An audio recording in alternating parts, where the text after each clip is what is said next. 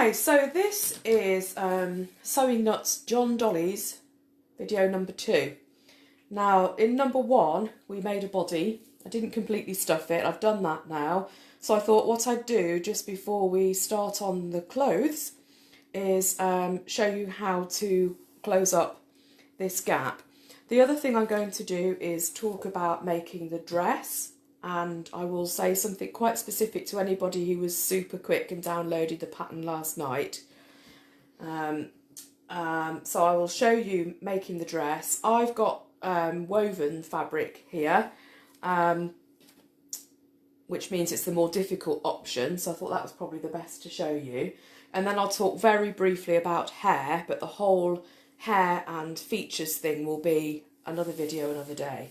So first of all, here is our dolly with a stuffing gap, and I'm going to close it up using a ladder stitch, but you may not know what a ladder stitch is, and I'm going to show you how I do it. So you'll see here that where it's turned over, turned under, there is like a crease. So what I'm going to do is I'm trying to get my needle through those creases each side. So in order to do that, I hold it like this. So what I can see here is this is the crease and this is the crease. And I'm getting my white cotton on a white background, so I'm sorry about that. I'm taking a little stitch in the crease here. So it's right on the crease. It's not inside or outside the dolly, it's on the crease. And don't necessarily have to pull it too tight. And then right opposite it, I'm going to take another one, exactly opposite it, on the other side. Are you able to see what's going on there? Yeah, so I'll do it again. I'm just pulling it enough that I'm not going to end up with knots. It's not pulled really tight yet. So I'm taking a stitch there. Right opposite where I came out, I'm going in on the other side and taking a stitch, actually in the crease. This is too far away for my glasses to see exactly what I'm doing. I'm hoping it's going okay. A little bit of guesswork going on. Okay, so there we go. And then again, when I go to the other side, I'm making it exactly opposite each time. And what happens is you end up with, if I show you it stretched out a bit, like a little ladder here. Can you see? A little ladder where the gap is. Yeah, and then when I pull that tight, what happens is it joins together and you can't really see the stitches here. So that's ladder stitch and how to close the dolly. I'll just very quickly finish that off so that I've got a dolly without her stuffing coming out to work with for the clothes in a minute. So that wasn't beautiful, that last bit of ladder stitch, but it will just at least close her up so that we can work with her. Do you notice she's she today? She was he last time, wasn't she? Bodies are the same, you see. But she's a she now because she's got a girly wig on this time. Okay, so the next thing I'm going to look at is the pattern. Now you'll notice this is the dress pattern, and you'll notice that this has 3 separate pieces, and if you were super quick and downloaded the pattern last night, your pattern will have been in one piece telling you to make 2 and stick them together. And when I've got these pieces cut out, I'll show you why that doesn't work if you haven't already noticed. If you've got that pattern, you can use it. Follow the instructions on it for contrast sleeve, because basically that's what I've done to create this new pattern, and this new pattern will be up there this evening.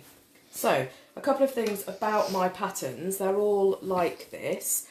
They have a seam allowance on them where you will definitely need one. So these little scissors and a dotted line shows that you're cutting along a seam allowance. There will always be the stitch line in solid.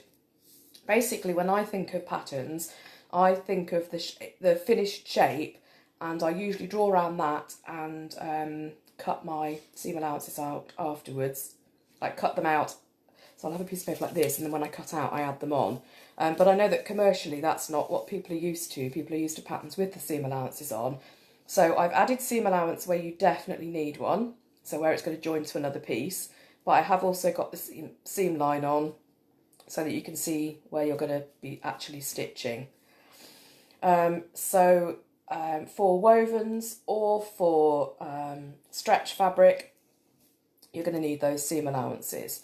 Now, wovens will fray and stretch doesn't. So if you're using stretch material, you can then cut around the edge of all of the template, and you'll get the seam allowances where you need them, and just a raw edge at sort of hems and necklines, which I've found with the stretch I've had works perfectly well. If you're using wovens, that's not going to work because it's going to fray. So these little arrows here, these little black arrows round some of the edges, means if you're using a woven, you need to add a bit to be able to tuck under or finish the edge off. Other pattern markings, notches, as you would find in a normal pattern. Grain line, didn't put the grain line on the sleeve because personally I felt it didn't matter so much. You may hold a different view, but there you go. There's a grain line here, it says grain on it. This is the back of the dress. It's in two halves with an overlap because these dollies have to be able to be dressed and undressed easily. So I've just done an open centre back, which we'll put some Velcro or poppers on later. So I've marked the centre back line, so you'll need to know where that is. This bit folds underneath so that there's an overlap when you put buttons or Velcro or whatever. And this is the front dress. So again, it's got the seam allowances where you need it. It's got the arrows where you'll add a bit if you're doing wovens. And this one goes on the fold so that the front piece is all in one go. If you want to be doing fussy cutting and that kind of thing, stick it on a bit of tracing paper, make a whole piece, and you can put it down and see where your pattern goes. I'm not doing that this time. So I'm going to cut out now. So I've got wovens. So basically what I'm doing is where the little arrows are, I'm leaving a bit because I've got a woven. And where I've got the proper seam allowance, I'm cutting where the seam allowance is. This is a little bit boring, but I felt it was the best way of being able to show you what's what. There we go. So I've just left a little bit, but what I did do is I drew round here. So I don't know if you can see that on there. You can see the line where I drew around the edge of the template. So if this is a bit rough or not very even, as you can see, there's a short amount there and a much larger amount here. I do know where my sewing line is. I always work that way. It's not right or wrong, it's just how I do it. So here I'm going to chop a bit extra because I'm in wovens. Down here I'm going to cut on the line because the seam allowance is there that I need. Cut a little bit longer here. So this one's having a bit extra on because I've got a woven. And here it needs a bit extra on because I've got a woven. And the last one, I'll talk about transferring pattern markings in a minute. That's going to need a bit extra in it.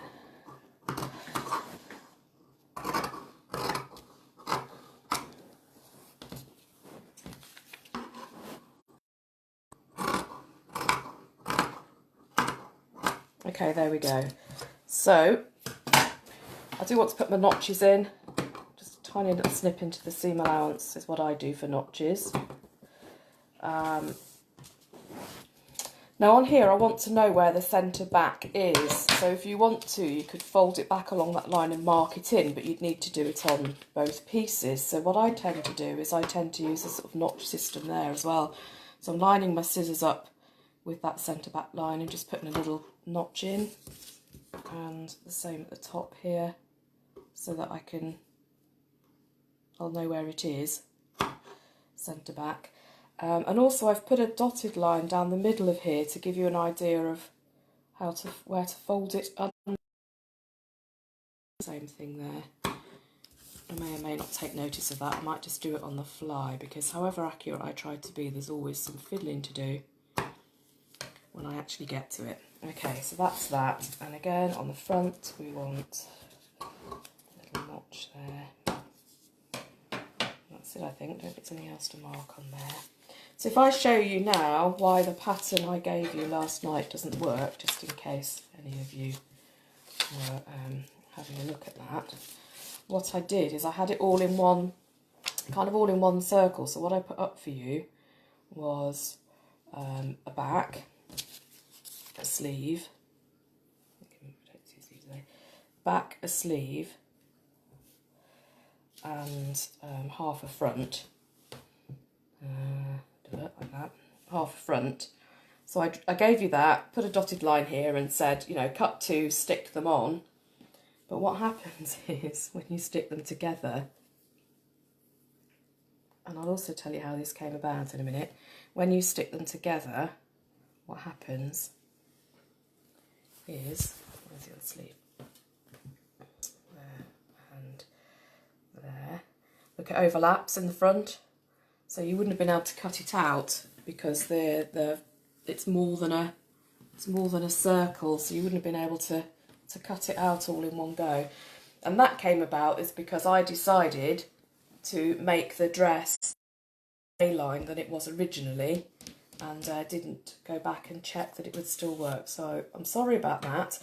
But if you've got that pattern, you could still use the dotted line down the centre front as your fold line, and slice up the sleeves, but then add some seam allowance, as I had suggested for contrast sleeve method. I think I should, right. So what I'm going to do now is I'm going to quickly sew this together, and I think we've not done camera at the sewing machine before, so we'll see how well we can do. And then I'm going to give you a little clue as to what to do with the hems. There's two methods that I've come up with. I'm sure there are plenty more, but I'll show you the 2 that I've got. Just a note about the patterns, they're sort of very basic shapes. They're kind of patterns that will fit the doll.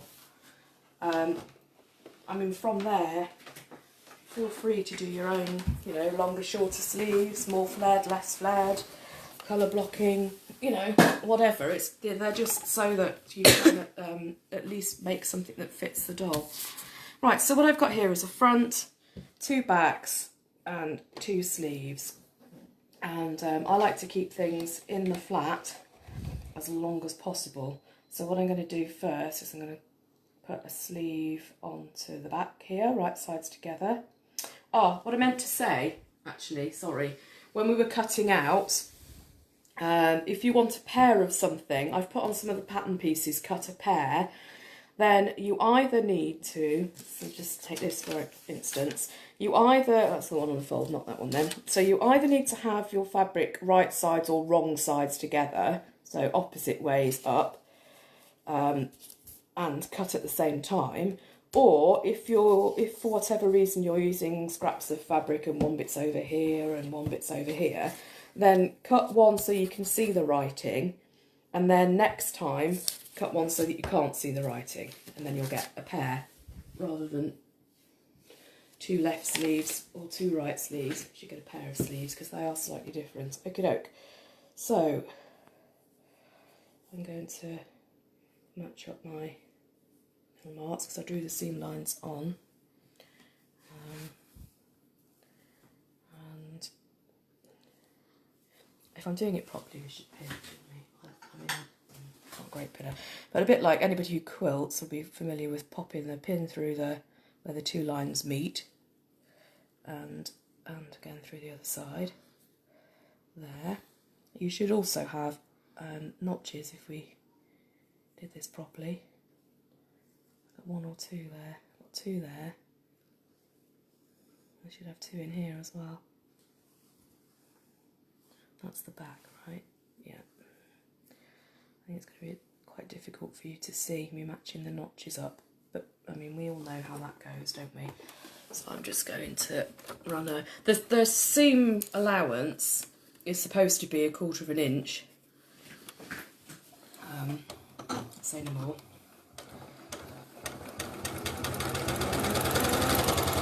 Now, because I'm using wovens, I went down that far, really.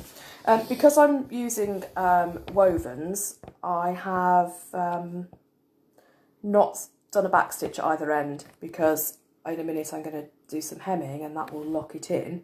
If you're using stretch, I'd lock at either end because you're not going to cross that seam.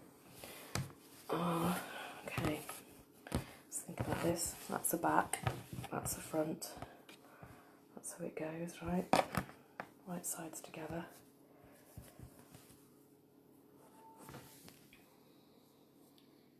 Now it's 1/4 inch seam. I'm going to do my, that's supposed to be 1/4 inch, the edge of my foot there. In fact, you only need to sew down to there. You don't need to sew right to the edge of the sleeve. Okay, so that's one sleeve on. That's another back piece. Here's the other sleeve going on. So I've got a back piece, a sleeve, a front piece, a sleeve.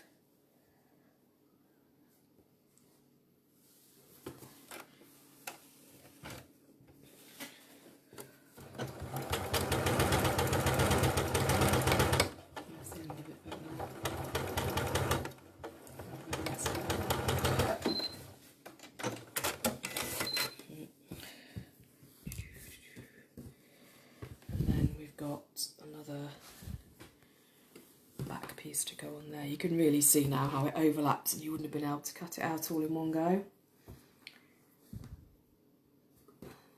Okay. So again, I only need to go down to there,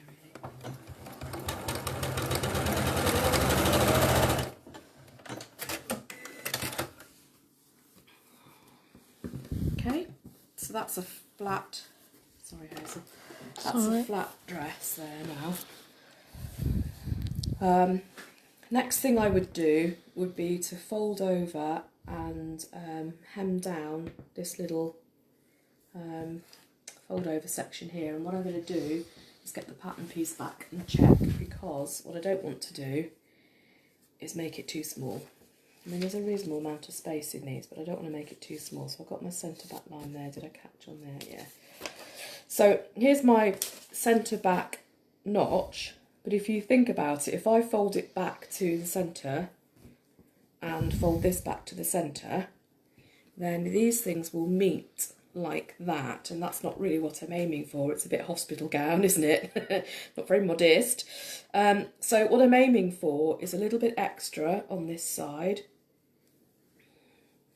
I'm going to have to iron this, and a little bit extra on this side, so that what happens is when you match the centre front and the centre front notches, which are now a little bit further away in each case, when you match those on top of each other, there will be an overlap on which you can put poppers or Velcro. So let me just have a quick iron of that. If you really need to see me ironing, but it's probably slightly more interesting than looking at the table. So what I'm doing is I'm taking the edge, actually this might be quite interesting, I'm taking the edge of the fabric, and I'm, because it's wovens, I just dismissed something. Okay, don't worry. Because it's a woven, I put a little bit extra on for fraying, anti-fraying purposes. So that's that bit. This iron isn't very warm. So that's just to stop fraying. It's still not very warm. This fabric's rubbish too. Right, and then what I'm going to do is, this is now the edge. So if you were in Jersey, this would be your edge. I'm taking this edge and folding it over to the centre front point. There. So this edge is right at the notch that was for the centre front. It's very small, isn't it? It might have been an idea to do the demo in a much bigger pattern piece. Anyway, hopefully it makes sense. So,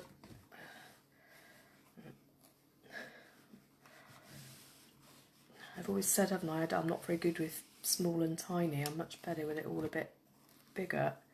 I've never been the most dexterous. But are we? Yes. Okay, so the pertinent point here really is that the raw edge is under and that this is lined up against the centre notch. And I need to do the same the other side, so let's see if I can do a better job of this side. The iron's a bit hotter now, so I'm hopeful. So this is me just taking a little bit in because it's woven, and I don't want it to fray. And then I'm going to find my centre notch, which is just at the top of that back wing there. There it is. And I'm going to take this edge and place it up against that notch, and then try and iron a straightish line down there. Yeah, that one went a lot better, didn't it?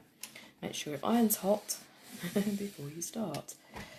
Okay, and then what I'm going to do is I'm just going to stitch down that to keep it down on both back sides. So we're going back to the sewing machine now. I've got backache. I've got backache because I'm standing up at a table that's not at all bit tall enough.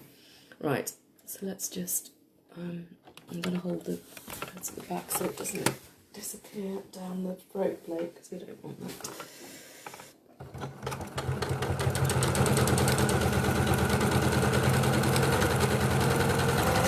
So do the same down the other side, which is a lot less clean of a fold, but anyway. Let's see if I can. Where's that pin to get grabbing? I love the self-cutting button, but it does sometimes mean that you've got no thread to get hold of when you're doing tiny pieces, so I've just released it from the throat plate so I can grab hold of it with this tininess going on. Okay, this one's not as great.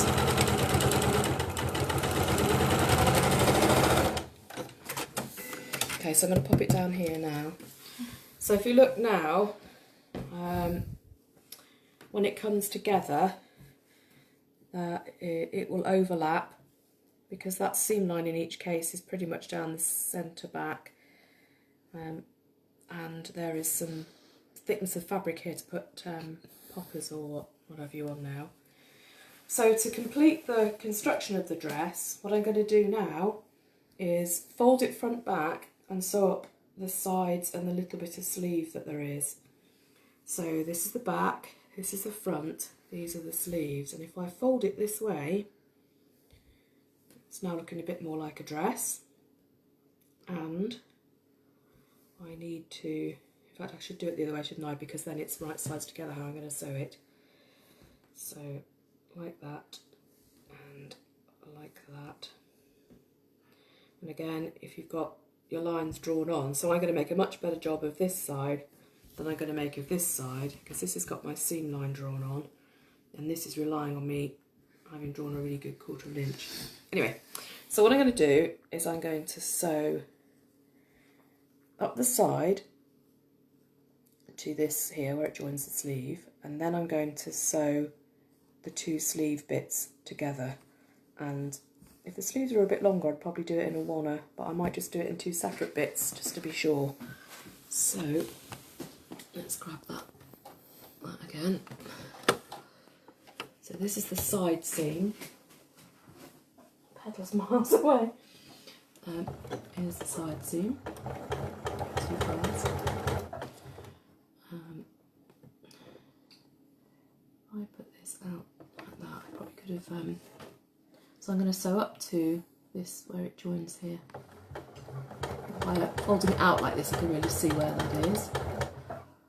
But I don't want to go past there because in a minute I want to sew the sleeve bits together. I think I'm going to back stitch here. I'm going to do it separately because I don't trust myself.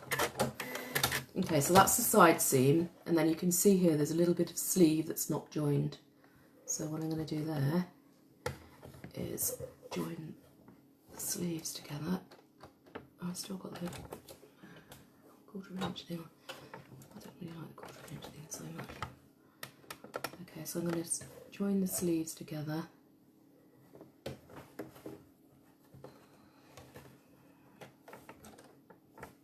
And I'm going to go to that point that I finished at, which I can see because of my back stitching is there.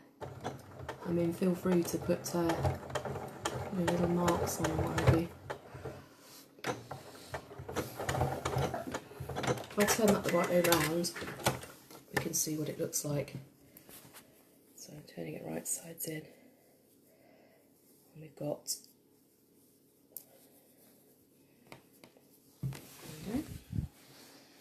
a little sleeve and the side seam. If I press that, look at the whole lot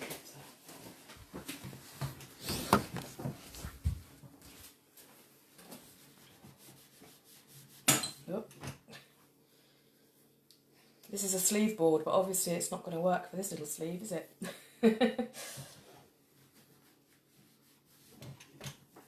And then if I just put that on Dolly, we haven't done the other side. I don't think you need to really see me sew and sew and sew, do you? If I put that on the other side there, and then if you imagine this side is the same, she's got a little bit of coverage at the back there to put your poppers on. See, so it's a kind of a fairly basic little dress. You can have shorter sleeves, longer sleeves, shorter dress, but do what you like with it really. It looks very, very long at the moment because it's still got all the hemmings. I haven't done any of the hemmings, and I'm just going to show you a little 2 ways of perhaps doing that now. Okay, let me show you hemming. So one way, I'm going to do it across the bottom because it's the easiest place to show. One way is to set your machine to zigzagging. Okay, I don't want to do that. Oh, have I got straight plate on? Oh, great. Okay, I've got straight plate on, so it won't let me do zigzagging. So, here's an education for you. Have you ever seen me do this? Have you ever seen me do this? What, change the thing? Change the plate over. And when I first had this machine, this is the under 680, just as an aside. When I first had this machine, I used to find it really difficult to get the new plate on, get the right angle. So what I found is if I move the presser foot all the way up, then I can get the right angle. So you have to have it almost as high an angle as it'll go, and then press it down. You only ever changed the foot on. Yeah, lots of machines don't have a change of plate, but this one has the straight plate, which is supposed to stop things being sucked down, and it does to an extent. You ever use basic machines? So now I've got a zigzag stitch on, just whatever settings it came up with, to be honest. I'm just going to zigzag. Let's see if all the knots are getting. Okay, so I'm not zigzagging off the edge necessarily, I'm just zigzagging near the edge.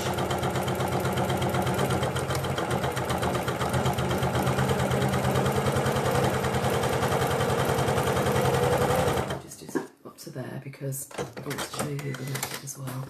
And then to hem it, I'm going to turn that over. So I've turned it over along the zigzag, and then once more, and then I'm just going to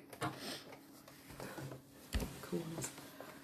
I'm not someone who is very good with fiddly at all, so this doll's clothes thing is not something I would ordinarily choose to do, but it seemed for a good cause, so I thought I'd have a go. Alright. I'm quite good at telling you how, not so good at actually doing it, but hopefully if you're good at doing it and I can tell you how between us, we can do a decent project. This isn't feeding terribly well, is it? Come on. Is it? Oh, because I haven't got the straight plate on now, have I? Is it? Oh, that's the bobbin thread, not the top thread, that's why I'm pulling. there's the top thread. So all I'm doing is pulling the bobbin thread through here. That's making it a mess basically. So let's go again. I'm going to start a bit further in and backstitch. That would make much more sense. There we go. Go. It doesn't want to go. Yeah, we're on our way. We're on our way. So basically what you're doing is a little rolled hem, but the zigzaggy stitching to start off with helps you to get it tucked under. And also, if it doesn't quite tuck under, the zigzagging will help with the fraying later on, help to stop it fraying. Because it's a rounded hem, you will find that sometimes you have to ease it in and tuck it a little bit. This is such an embarrassment of a job. I'm standing up with an achy back in my kitchen with a bald teenager.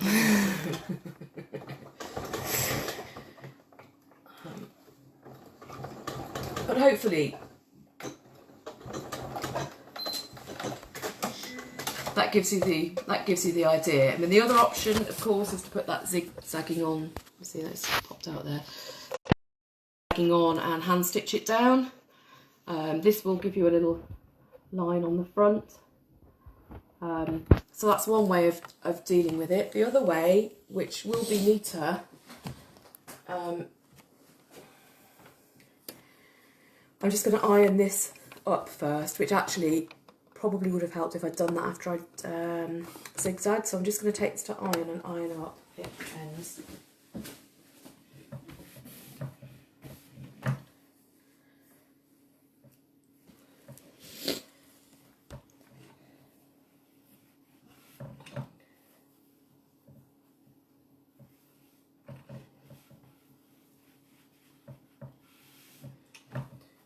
I'm going to do it once or twice. Let me just think about this.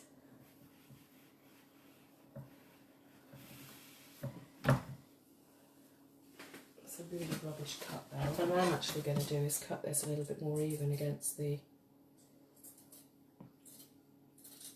that makes for better. So what I'm going to do now is going to do some hand stitching, Poppet.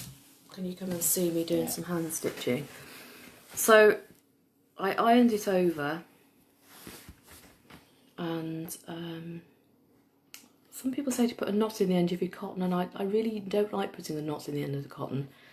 So my way of starting something off is to take the thread in away from where I'm starting, although this is where I'm going. So put the thread in. It's a really long thread. And then I usually do 2 tiny little stitches on top of each other.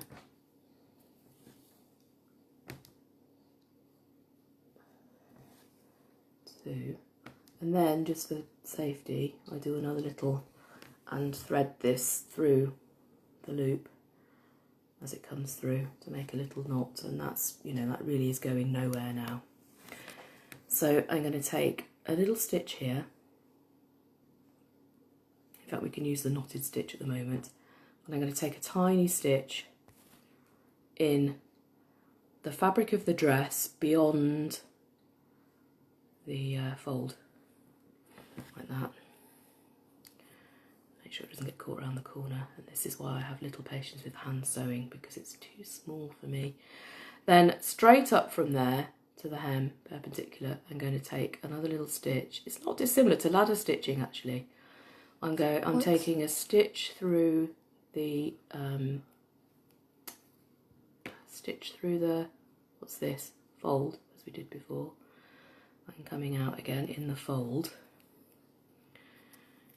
and then I'm going to do another stitch, tiny stitch.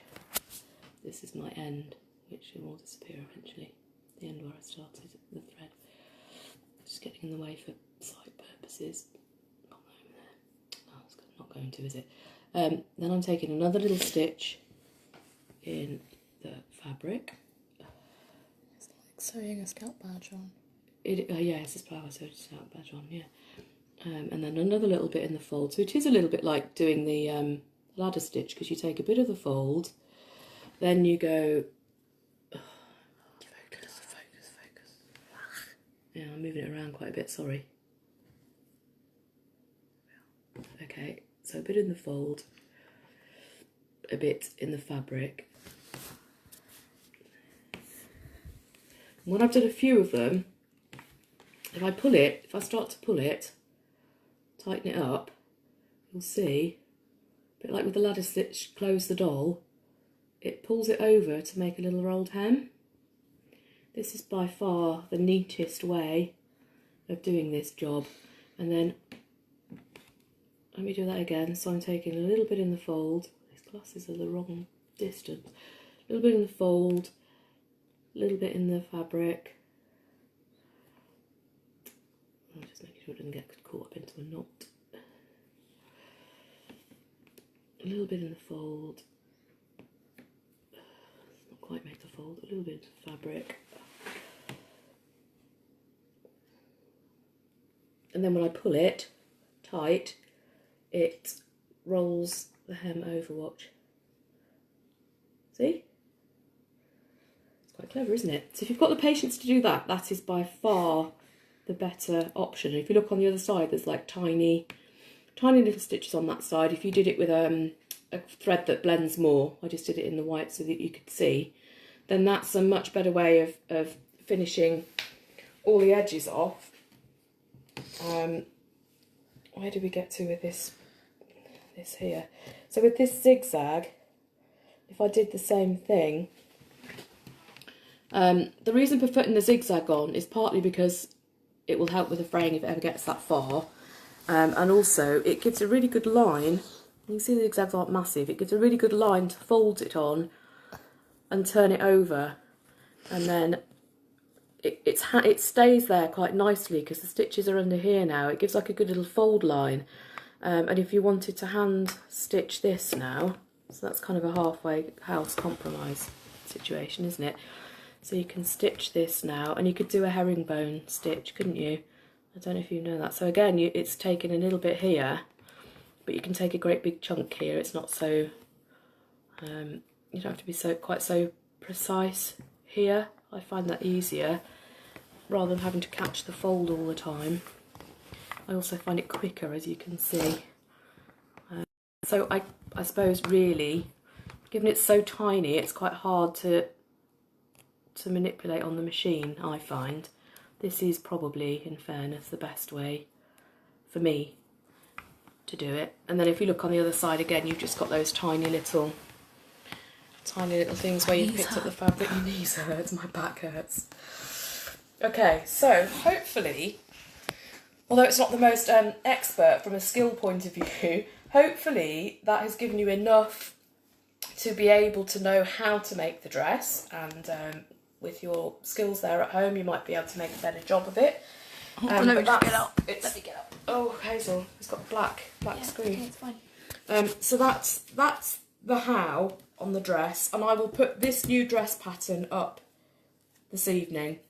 It is pretty much the same as the other one, except it's had the sleeves taken off and seam allowance put on, so that you can spread it around in several pieces. A very quick note about the hair is I'll finish the dress off, dresser, and put a little picture up for you on social media along with the link to the YouTube video. This will go on YouTube if you've not managed to catch it live. So the hair, Girlie's hair, look. Basically what it is, this girl's hair is a little bee. So I'm pins in her head, poor girl. A strip of fabric here with wool or string of a particular length sewn on, and then then what you do is you sew it onto her head and tie her up into little bunches. There is on my Facebook page me doing the male hair on the dollies that I actually sent to John. And it's not a particularly great instructional video because it wasn't designed that way. I was just playing around to see if I could go live and what camera angles and whatever. So the male hair is a bit different. That's the female hair, which I'll be bringing to you hopefully before the week is out. And so now what I'm going to do is finish this dress and put it on her, put a little picture up and get this video and the pattern up on the web for you. Okay, bye for now then.